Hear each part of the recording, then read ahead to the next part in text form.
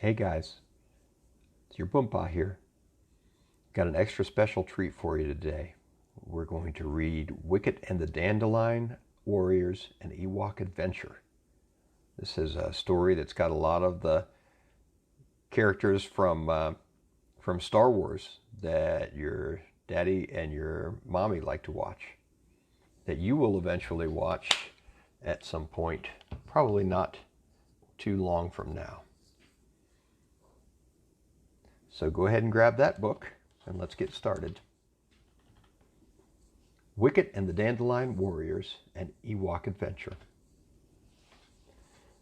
Far, far away, upon a distant planet called Endor, lived a furry race of creatures known as Ewoks. They were small in size, but their hearts were big. They loved one another and tried hard to be kind to all the other dwellers in the giant forest of Endor. The Ewoks built their huts high up in the branches of ancient towering trees. There the children played together, and the grown-ups went about their daily tasks. When all the Ewoks were gathered together in the evening's firelight, they would tell stories and sing songs about the magic of the forest. The forest not only sheltered them, but it fed them as well, with all the plants and nuts and fruits these gentle creatures loved to eat. They especially loved the delicious, juicy berries of the blumfruit. It was a warm and sunny morning in springtime when young Wicket, the Ewok, went down to the forest floor to help his father, Deej, pick some blumfruit. Wicket's friend, Princess Nisa, went along too. She knew where the ripest berries were to be found. "Here we are," she shouted, "a whole patch of good ones." Wicket threw a berry at Nisa and it splattered gooily. "You're right," he giggled. "Good and juicy." "Not funny," said Nisa, flinging one back at Wicket. Wicket looked about him, searching for the biggest, ripest berry he could throw. But when he looked on the ground behind him, he gave a startled yelp. The ground seemed to be moving. Looking more closely, he saw thousands of ant-like creatures eating up everything in their path. He backed away from the ants, but suddenly the ground slid under his feet. "Yow!" he cried, tumbling backwards onto a river of moving ants. At first he worried about crushing them, but he didn't think about that for long.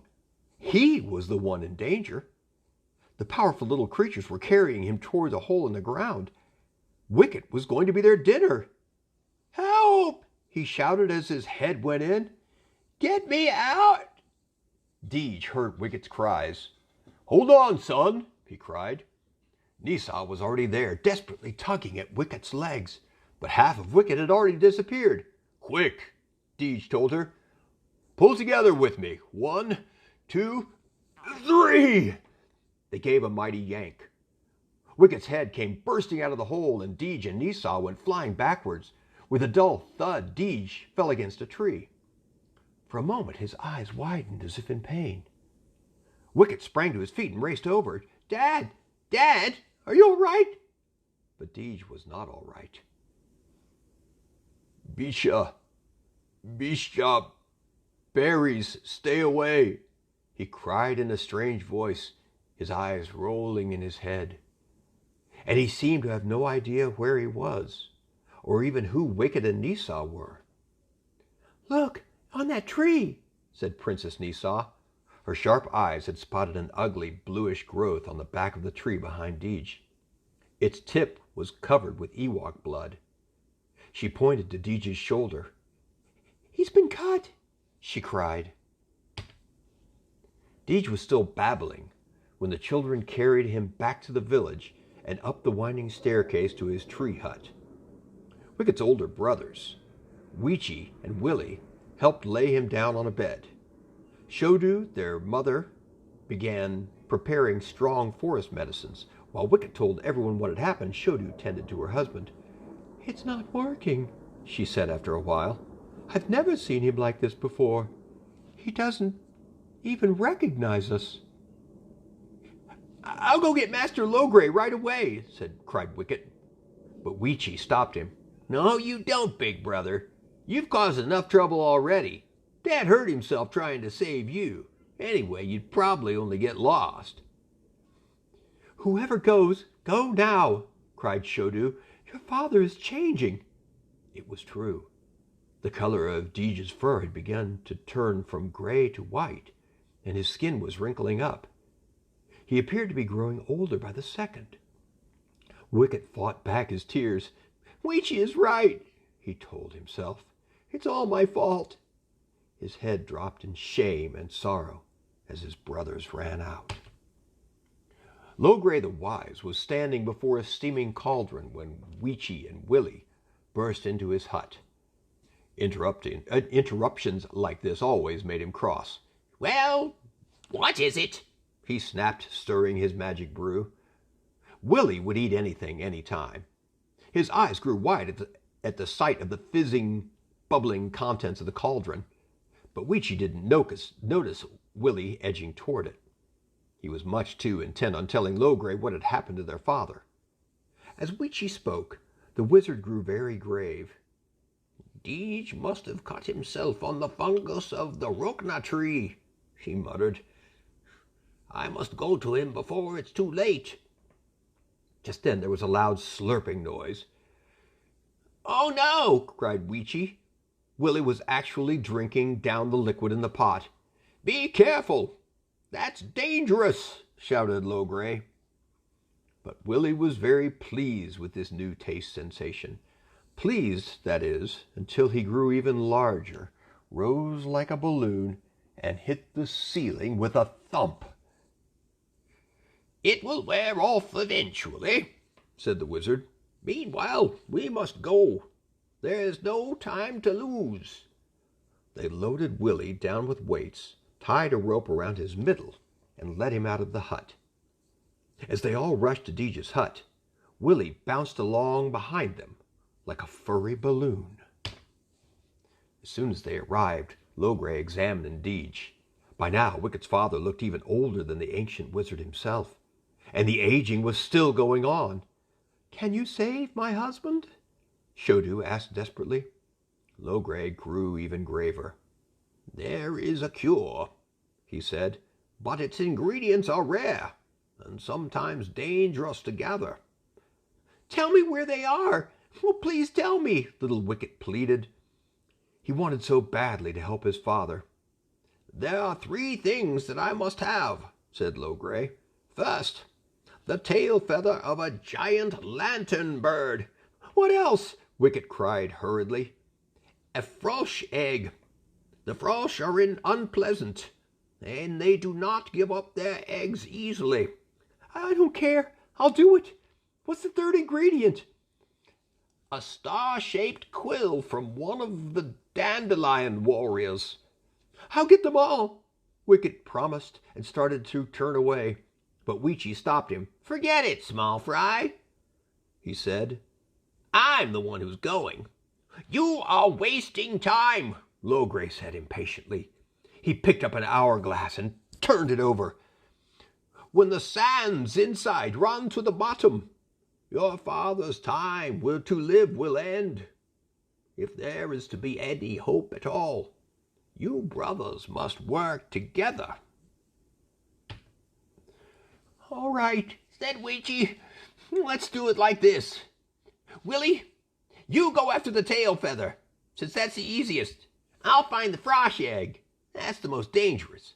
You, Wicket, round up the dandelion quill. We'll meet back here as soon as we can. Let's go." Down, down the winding staircase, Wicket and Weechie ran. They split up as soon as they reached the ground. Bouncing along behind them, Willie reached the bottom after his brothers were gone. But he had the shortest distance to go, and he soon found what he was looking for. The lantern bird's large nest was easy to spot from the ground, but getting all the way up to the very high branch on which it rested was something else again. Willie had never been much of a climber, and he knew this was no time to learn. But then it dawned on him that he was a different Willie now, thanks to the Logray's potion. In fact, he was lighter than air, All he had to do was throw off the weights that were keeping him on the ground and float up. Smiling, he rose into the sky, passing branch after branch on his way. When he reached the nest, he climbed into it carefully. There, on a mound of unhatched eggs, was a big, beautiful lantern bird's tail feather. He was just picking it up when a shadow passed between him and the sun. By the time Willie saw what was happening, it was too late. The giant mother lantern bird settled peacefully down on her nest and right on top of Willie. Not far away, Weechie was looking for Frosch. He didn't know much about them, just that he had to go into the swamps to find them. He tried to run through the deep, sticky mud, but his legs grew tired from this effort, and he was soon panting for breath in the dank air. Luckily, it was not long before he heard the waterfall near the place where the scaly, slithery lizards were said to live. Brave as he was, Weechie felt a stab of fear. Everybody was scared of the Frosch. With their sharp teeth and their snapping jaws, they could devour anything, no matter how large, in seconds. Hiding among the reeds, Weechie studied the deep, oozy pond that was the Frosch's home. Suddenly, two of the wriggling beasts appeared and slid into the pond. They had come, Weechie noticed, from a group of rocks behind the waterfall. Perhaps that was where he would have to go to find a frosh egg. Weechie inched his way along the ledge that ran behind the waterfall and found the entrance to a cave. His teeth chattering from fear, he moved inside. Was this where the frosh lay their eggs? Then he spied a deep cut in the rock wall. He reached into it, and his hand touched something cold and slippery. He pulled it out. It was a mound of frosh eggs, all stuck together. Weechie knew he had to work quickly. He had just managed to free one of the eggs when a piercing scream echoed through the cavern. He'd been seen. From everywhere at once, the hideous frosh came at him. Weechie leapt over two of them and rushed into a narrow tunnel. It led him higher and deeper into the cave. For a moment he stopped. Where was he? Weechie had no idea. Suddenly more frosh came darting at him, their jaws gaping wide. As the lizards slithered closer, Weechie heard another sound. In the deep darkness of the cavern, the roaring of a wild underground stream.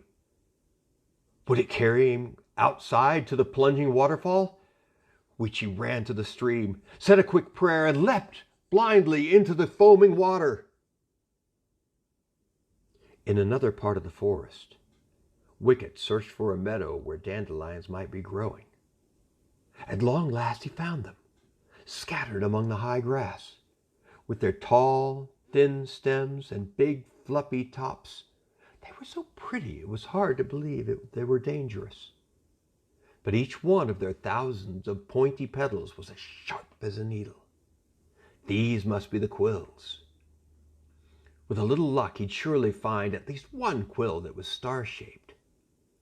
He was just about to look when a frightened, squeaky voice cried out, "Help! Help! Over here!" "Over where?" cried Wicket, squinting in the sunlight. "I may be small," yelled the voice, "but not that small." Turning in the direction of the voice, Wicket finally saw who had called. It was a tiny, elf-like gnome who'd been tied with a rope to the only tree in the meadow. "Cut me loose, please," he pleaded. "Hurry!" But the young Ewok held back. There might be a good reason why someone has tied this strange-looking fellow up, he thought. "Hey," said the prisoner, who must have guessed what Wicket was thinking. "You don't have to be a bad guy to have the dandelion warriors use you for target practice. I'm just a goopin, and I've wandered into their territory by mistake." Wicket took another look at the tree. Stuck into the bark all around the goopin were dandelion quills. Hurry, please! They're heading this way again!" cried the little Goopin. "But dandelions can't move," Wicket thought. "They're only plants." Just then a flying quill went zinging past his head and struck the tree. Wicket spun around. The dandelion warriors were coming closer. Those gnarled, spindly roots really were feet. Before Wicket's amazed eyes, one of the warriors stopped, lowered its chin to take aim, and fired off a barrage of deadly quills. With a slash of his knife, Wicket cut the Goopin's bonds. He ducked as a quill whistled over his head. "I think we'd better get out of here," agreed the Goopin. They dived into the high grass. The spears sailed past them, and the little gnome scrambled to his feet and started to run. But looking over his shoulder, the Goopin saw that Wicket had remained behind. Was the Ewok wounded? No. He was crouching in the grass, picking up dandelion quills. "Are you crazy?" the Goopin shouted at him. "Come on!" "I've got to find one with a star on it," explained Wicket. "It is to save my father's life. Staying here is a good way to lose your own. I can't help it." "Okay, I understand. Goopin to the rescue!" Whirling his arms to attract their attention, the little gnome dashed out in front of the dandelion warriors, drawing their fire away from his new friend. Wicket, meanwhile, scrambled among the blades of grass, looking for the rare quill with a star on the end of it. Suddenly, he saw one, scooped it up, and yelled to the Goopin, and the two raced headlong from the field. When they arrived back at the treehouse where Wicket lived, the Goopin grew shy. "Too many grown-ups inside," he said, glancing through the door. "I'll watch from here." Wicket rushed in alone. "I got it! Look, here it is!" he shouted, waving the quill. But when he looked around the room, the joy faded from his face. There were many Ewoks watching over Deej, and all of them were sad. His mother was weeping. Logray shook his head mournfully. There was very little sand left in the top of the hourglass, and the Wicket's two brothers were nowhere in sight. "I'll go find them!" cried Wicket. "I'm taking this with me." He snatched up the hourglass and started off alone, but Princess Nisa caught up to him outside. She was with their friend Tebow. "We're coming too," said Nisa. "Tebow can ask the trees for help." Tebow was a young Ewok with a special gift. He knew how to talk to all the trees in the forest. They raced down the stairway to the forest floor, but Nisa and Tebow stopped in amazement when they saw the tiny gnome. What are you?" said Nisa. "He's a Goopin," explained Wicket. "He helped me get the dandelion quill. He was really brave." "What a neat little guy," said Tebow. Wicket held up the emptying hourglass. "We've got to hurry," he said. But Tebow held up his hand for silence. It was time to listen to the songs of the forest. He moved away from his friends, stood silently until all was quiet within himself, then raised his head to the wind and listened while the trees spoke to him. "Willie went this way," he said at last.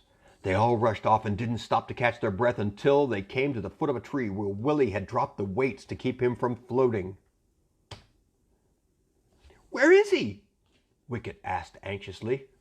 The big tree rustled in the breeze. "We've got to get to that nest," said Tebow. Up they climbed until they drew near the branch that held the nest. "Let's not get too close," whispered Tebow.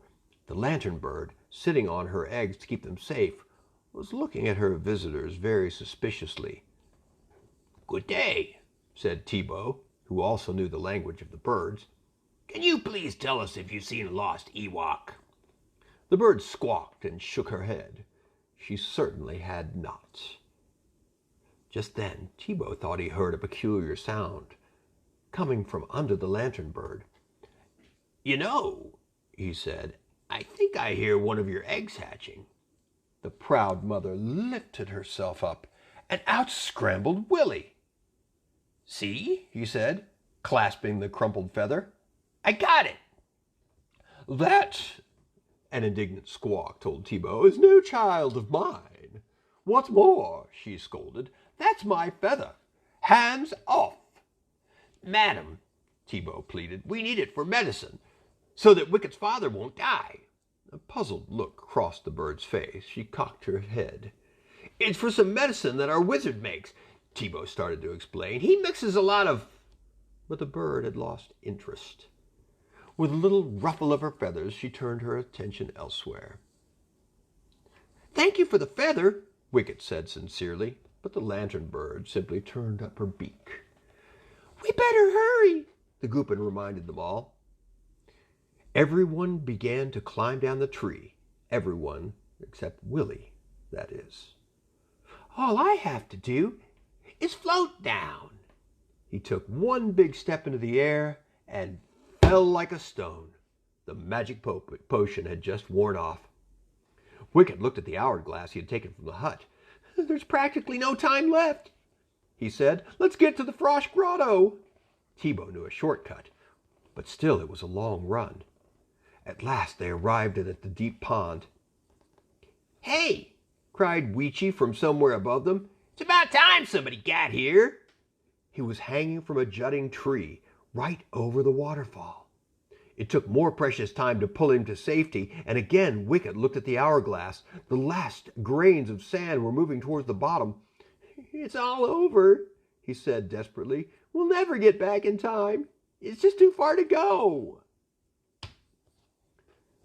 Not if we fly, said the Goopin with a little smile. Now, all of you concentrate. Think about a large flying creature. Why? Wicket asked. Just do it, please. And don't mess it up with any disbelieving thoughts. The 5 young Ewoks did as they were asked. Then, before their astonished eyes, the tiny Goopin started to stretch and change and turned into a great bird. Hop on, he squawked. Moments later, the door of Deej's hut burst open. In rushed the Ewok children with the feather and the egg. We're here, shouted Wicket, and we've got all the ingredients for the medicine now. But everyone in the hut looked very grave. I'm afraid there isn't much hope, Logray said sadly. No, there's got to be time left, cried Shodu. Give Logray the ingredients. Logray wasted no more time with words. He threw the ingredients in the new brew he was boiling in a pot and began to chant. Then he sprinkled the mixture over Deej. Very slowly at first, then faster and faster. Wicket's father began to grow younger. His wrinkles disappeared. The color came back to his fur, and before long he was once again the father that Wicket knew. "How long have I been asleep?" he asked as his eyes fluttered open. "And what am I doing here?" Shodu threw herself into his arms. "Oh, Deej," she cried, "you're back." "Back? Back from where?" "Well, that's a long story," she said with a sigh. "But I want you to know that you have 3 wonderful sons." "Well, maybe we are," said Weechie. He put his arm around his younger brother. "But I think the real hero of the day is Wicket." Deej hugged Wicket, and everyone smiled at him.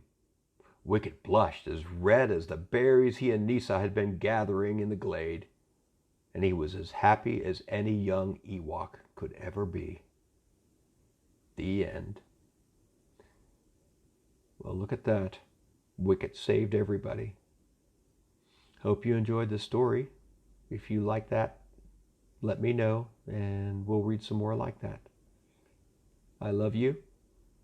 I miss you. You guys have a good night.